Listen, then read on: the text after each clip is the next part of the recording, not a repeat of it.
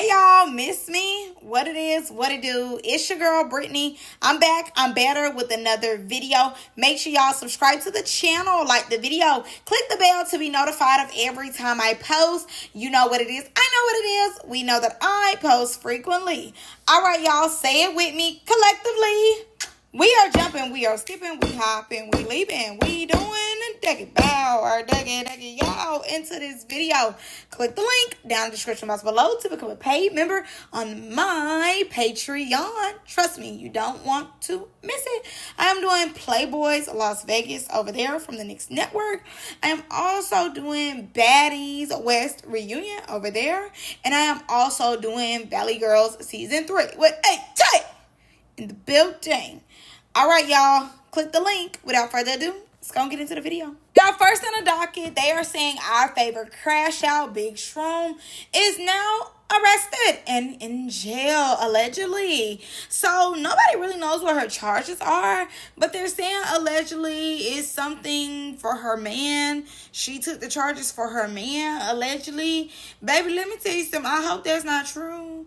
I hope it's not true. I'm not going to pray, but I hope it's not true. They said he did just bail her out not too long ago. Thank God, because a pretty princess don't need to be in jail. But also a pretty princess don't need to be taking charges for no man if it is true. But I will say alleged. I hate that. First of all, men always looking good. So, I hate that the mugshot is not giving everyday life. You know what I mean? Because the mugshot is giving rough and tough, okay? It is giving she's doing the bending. All right, but next topic. Now let's highlight two Playboys of the week. So first we have our least valuable Playboy, which is Taye, no dollar sign. And our most valuable Playboys is Cashy. Cashy, as Pootie would say. So in my opinion, this is why I think, they got what they got. So number one, when it comes to Taye came in doing a lot of talking, and when it was time to run those hands, belt to us, he just did not have it in him, very much so. He was doing a lot of talking, and not only that, after he got beat up, after he got ran through, he then went to the toilet, took it all out on the toilet, just beating the toilet up. I said, what the toilet had to do with you and Cashy? And then came back in trying to tell Ken how to move, how to be. And it was kind of like, how you gonna tell him how to move, how to be when you just got beat up, you went to the bathroom because you was shaking out your pants, and you trying to tell somebody else how to move, and you still talking? Be quiet. Be quiet.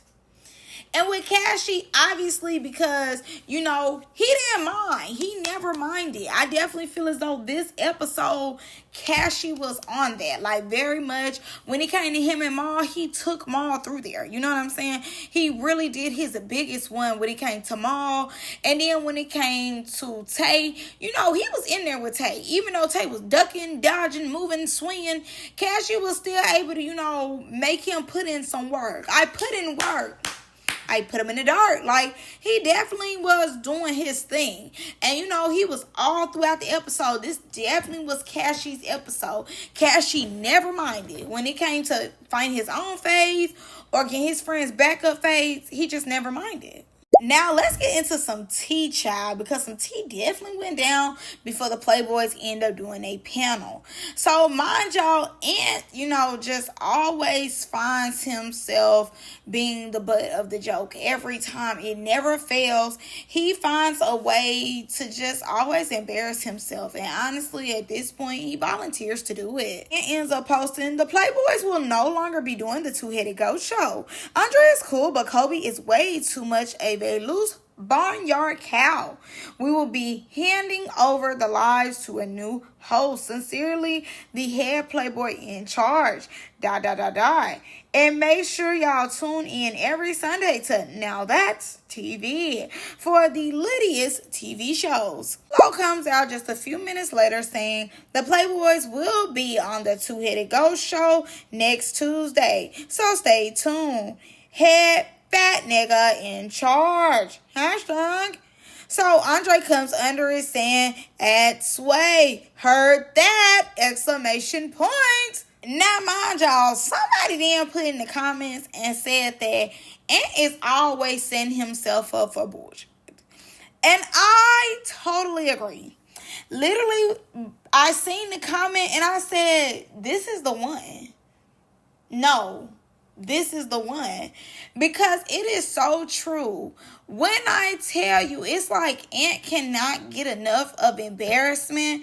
It's crazy. It's ridiculous. Number one, if Cashy, Isaiah, Maul, one of those men that are respected by the network came out and said something like this, hey, it might, first of all, T-Lo wouldn't have came like he did. Let me set it up for you guys. If Cashy, Maul, somebody like that, they would have handled them on the back end. And I kid you not, I definitely feel as though I've been reviewing it for a while. I really know what I'm talking about. They would have talked to them on the back end. They would have told them to delete that. And they would have went on and just did the podcast. What made it to me that T-Lo or Sway, I'm sorry, I keep saying T-Lo. What made me know that Sway really wanted to go out of his way and let Ant know to shut the hell up when nobody's talking to him, because he then put head fat nigga in charge. Mind y'all, again, a play on words, the play on the hashtag. Ant said, your head Playboy in charge. And he said, your head fat nigga in charge. Being funny, letting him know it was a direct hit at him. Letting him know in so many words, you don't control nothing over here, buddy. You are a cast and you need to stay in your place. But, and mind you, usually like with people that really get under his skin that he know is like, ugh. He would go on a podcast. He would keep talking about them on the podcast. He would go live. He would say something about them on the live. When he feel hit, he gonna holler. But to me, it gave Ant was light work. Ant is not worthy of him going live about and really actually going out of his way to talk about. He's not doing that. So with him not doing that, he addressed it and moved on. And mind you, it's not even like he made a post. He was in the comment section. Mind it, the comment section. And let it be known, the Playboys will be attending. And what took me even further in my laughter was the fact that somebody didn't put in the comments, and I bet you Ant is going to be there. And my sister, my good girl, whoever made that comment, if you ever watch this video, I'm here to tell you, he was definitely on there, babes. Just embarrassing. The jokes write themselves. When it comes to self-awareness, don't have it. I would say he's the definition of a man who is delusional, who doesn't read the room, because he probably don't feel like he have to. But I think just to save him some type of embarrassment or some type of dignity, I would say, to save him from embarrassment and to save some of his dignity, he needs to start reading the what? Room. Now, Ant and Kobe did address what Ant said on the podcast. So, mind you, Ant said, a lot of Playboys felt the same way. They felt as though Kobe wasn't being professional, but they did not speak up publicly like he did, but it was a lot of Playboys who felt how he felt, and, they were ready to walk out with him. But, nobody said anything on that panel as well. Even though he was talking and saying everything, nobody else's mouth was moving. Nobody hand was up. So it was clear that, even if they did feel some type of way, they didn't feel too much of a way because they stayed on that panel and talked to Kobe. Now, mind you, if I'm being honest, yes, Kobe did do a lot last week. He was letting the boys know that he was getting them. You know what I'm saying? He definitely let them know that he was on timing and that he needed that from all of them, because all of them still do have smoke and fades and beefs. And you let them know that ain't nothing died down. It's always big pressure, big fire, big flames over here. And, maybe y'all was looking for professionalism, but honestly, Andre has gotten into it with people on there. Kobe has gotten into it with people on there. I mean, when you have all these different personalities come on a platform and y'all trying to talk, people are not going to always have the same opinion as you, all this and that. Like, of course, it's not always going to be professional, but it's at the same time surrounded by now this TV. So why would y'all think it was going to give like overly professional? It's now this TV. And if anything, the cast is always arguing. And if I'm not mistaken, at one point Kobe was supposed to be a part of cast, but he wasn't. So, I don't mind him getting off in the first panel. Like, you know what? I'm getting you. Don't mind, don't care. Because it definitely added a flair to the panel. I'm not going to lie to you. Just because the only thing they had to talk about was Metro Zay and Khalil and then Cashy and all. That was the episode for real. So, if he wanted to hit I'm getting you up in there, a sprinkle, I'm not mad. Now, Cashy and Taye, talked about their squabble. Now, mind y'all, Cashy let it be known that the only reason why he fought Taye behind Rich Zay is because Rich Zay ended up hitting the table. He didn't like the fact that his friend hit the table, so therefore he felt like he had to get that for his homeboy, because it was like, okay, my homeboy hit the table. I just need his back fade from you real quick because I don't like that he hit the table. Now, boom.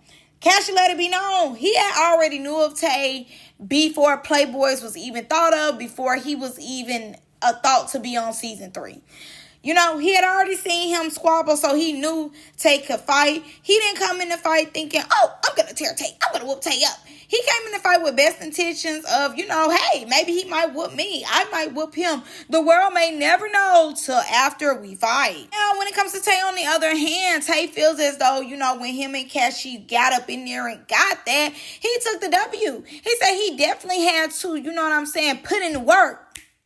Put him in the dirt when he was fighting Cashy. So he feels as though, as a newbie, he definitely gave Cashy some work and he won. Now, personally to me, I think he's delusional. I definitely don't believe that he gave Cashy, no work for real. Mind you, you might have got up with Cashy and, you was definitely ducking and dodging. You was definitely doing what needed to be done. You was throwing punches, but he was throwing punches too. It wasn't like Cashy wasn't able to keep up with you and you took advantage of the fight. No, he kept up with you. You kept up with him, and both of y'all did y'all thing. And that's why we collectively said it was a tie. Now, the boys have no beef, but they are going to run it again at the reunion. And mind y'all, this is before we started seeing Playboys. Cashy let it be known early on, allegedly, he don't have no beef with Taye. They're going to run it back because he knows the fans want to see it. And mind you, he fights Taye several more times in the whole Playboys universe of season 3. He fights him some more. And mind you, he was the only one fighting Taye. So, with him being the only one fighting him, he know that we are going to want to see them fight again at the reunion. So they're just basically fighting because they know that's what we want to see. Now, the beef between Taye and Zay is a little sticky, a little tricky. All right, so from Taye's point of view and what he said, allegedly, Zay was popping it on him in the group chat. Mind you, they seen each other in a club before. After all that popping it, they seen each other. Cashy came up to Taye and let him know, hey, don't try to fight my friend in the club. Don't be on that. Be cool. It's a place where y'all can fight it out if y'all really feel like getting that, which is, now that's TV, allegedly. Taye came in the club, cool, chilling, vibing. And Zay felt a way about him being in his space and tried to hit him with the bottle in the club. And with that, Taye said, nigga, I'm gonna get you. JB's voice. I need that. I'm gonna get you. And, that's why he came in the scene so lit, so turned, so like, where's Zay at? Where's Zay at? Because he felt as though Zay had already been trying him. Now, Shinx was also on the panel. Now, mind you, he did clear some things up between him and Cashy. Now, he lets it be known that Cashy was not fighting him behind Joyce. He was not fighting him behind Joyce. That was just a key that Cashy put in his confessional. But it wasn't behind Joyce. They never fought behind Joyce. Also, he did put up a video. I'm not going to lie. He put up a raw, uncut video without all that goddamn editing. And, I'm not going to lie to you. He was up in there with Cashy. He definitely was up in there with Cashy. But I will also say, too, once he slipped, Cashy went ahead and ate him up. In the raw, uncut video, you see him still in there with Cashy. He is giving Cashy some type of work. But once he slipped again, it was down here from there, okay? It was downhill. You slipped. And then, it became a decline. Now, he did let the panel know, he never said he was a fighter. He's just a pretty bitch. He never said he was a fighter. He never said he was a heavy hitter. Okay, now, I feel as though, I'm not going to lie to y'all, my new saying outside of doing my job, which is YouTube, and giving y'all what I give, my new saying is I should have just kept liking your pictures on Instagram. And honestly, I'm coming across that a lot more in my life. You know what I mean? And not just even as it says, like, I should have just kept liking your pictures on Instagram. Or like, how you get to know somebody and you like, the phrase, I should have just kept liking your pictures on Instagram. But just like, too, maybe I should have never spoke to you or said, did you need a pencil? Or, maybe I shouldn't have been nice to you. Maybe I shouldn't have opened the door for your ass. Maybe I shouldn't have gave you my number. That very much, I should have just kept liking your pictures on Instagram. It goes far. It goes very far. And I definitely believe Shinx is one of those, I should have just kept liking your pictures on Instagram. Because the more and more he opens his mouth, I want him to close it.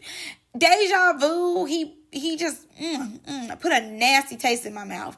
But now he got on Playboys and he just want to be pretty. And I'm just like, be pretty on Instagram. Why do you want to do TV and not really give much of anything? It's dry, it's lazy, and he just there. Like, he can fight, don't get me wrong. He can fight, but at the same time, too, his default is, I'm a pretty bitch.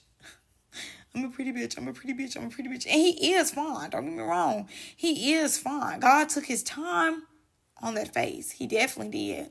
But I want to know what's outside of that. What's outside of this arrogant, self-absorbed nigga. Like, give me something else outside of, I'm a pretty bitch. Because honestly, if that's going to be the attitude while you on now this TV, again, I could have just kept liking your pictures on Instagram. Now, mind you, they did say him and Katari got some things out on X. I need to see that. I need to see what that's talking about. Because the only one I seen was of him and a woman. And I definitely didn't like that one. I'm not going to lie to you. It very much gave, keep it. You can tell he wasn't into it and she wasn't either. No lie. But that's all I got for y'all in this one. I love y'all. I'm going to see y'all in the next one. Bye.